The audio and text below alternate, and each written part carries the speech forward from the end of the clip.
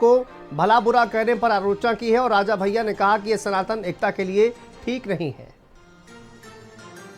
लेकिन एक नौजवान व्यक्ति, हम यहाँ कोट करना चाहेंगे धीरेन्द्र ब्रह्मचारी जी को, अपने धीरेन्द्र शास्त्री जी को, बागेश्वर धाम हिंदू एकता यात्रा उन्होंने निकाली।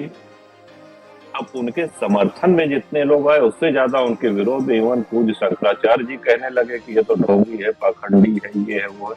तो हमको परायों से दिक्कत नहीं है, हमारे अपने ही हमारे ऊपर प्रहार करने लगते हैं, उससे हम कमजोर होते हैं, उससे हम हतोत्साहित होते हैं।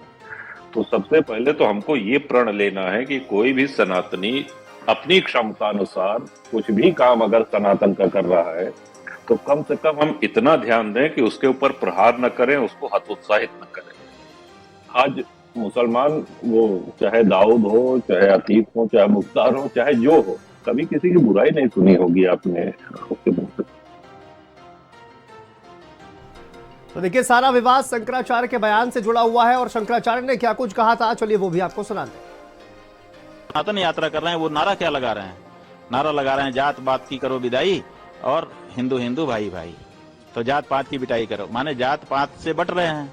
यही तो कह रहे हैं ना कि बटोगे तो कटोगे, तो माने जात पात में मत बटो। दूसरी पार्टियां जो है वो जात पात की राजनीति कर रही हैं, तो वो ये कह रहे हैं कि जात पात में मत बोलो, हिंदू हिंदू रहो ताकि थोक वोट हमको मिले। जात पात में जब बट जाते हो तो कुछ हिंदुओं का वोट हमको मिलता है, कुछ हिंदुओं का वोट उस पार्टी को मिल जाता है। इसी बात को पुख्ता करने के लिए वो सड़क पर उतरे हुए हैं।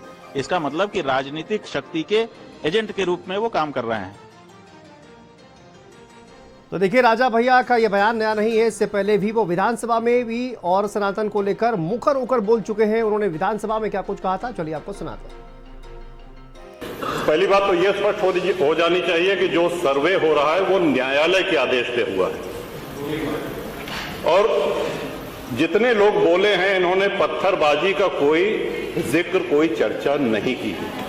अब हम एक चीज तो ये भी जानना चाहेंगे कि क्या पत्थरबाजी करने से न्यायालय का आदेश बदल जाता है? अगर न्यायालय ने किसी सर्वे का आदेश दिया तो उस आदेश को पलटने के लिए क्या तरीका है? उससे बड़ी अदालत में जाए। एक हिंदू होने के नाते, एक सनातनी होने के नाते, माननीय अध्यक्ष जी, हम तो ये कहते हैं कि न्यायालय किसी भी मंदिर पर सर्वे का अगर कोई आदेश करती है तो मैं नहीं समझता कि किसी भी सनातनी, किसी भी हिंदू को कोई आपत्ति होगी। हमने किसी के धर्मस्थल तोड़ के अपने धर्मस्थल नहीं बनाए। करें जहां करना हो सर्वे करें, हम कभी गुम्मा अद्धा नहीं चलाएंगे, हम पत्थरबाजी, हम न्यायालय के निर्णय का सम्मान करेंगे। चलिए आगे